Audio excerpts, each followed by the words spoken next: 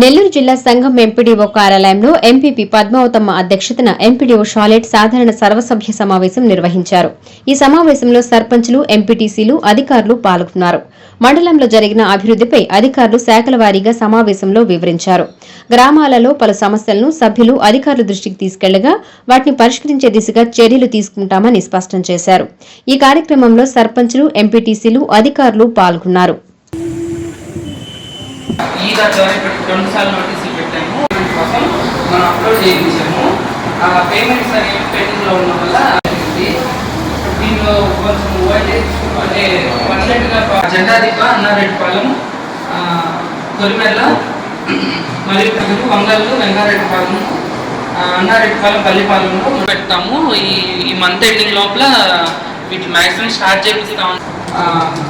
ప్రధానమంత్రి ఆదర్శ గ్రామ యోజన కింద తరుణవాయి గ్రామం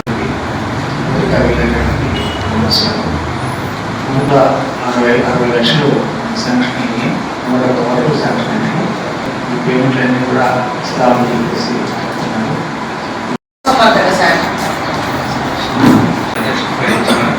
ఎంపీపీ గారికి, ఎంపీడీఓ గారికి, అందరూ ప్రజాప్రతినిధులు ఈ వార్డులోనే నేను సంఘం మండలి బసైజ్ అధికారిగా ఛార్జ్ చేస్తున్నాను. మన సంఘం మండలంలో 2 ఈ వారం వరకు ఖాళీగా ఉన్నాయి.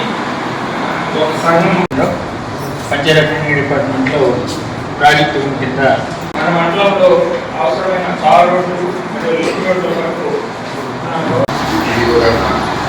ఈ సమావేశానికి హాజరైన మొత్తం మన మండలంలో 944 పొదుపు గ్రూపులు ఉన్నాయి. అందులో మహాత్మా గాంధీ జాతీయ గ్రామ పాలన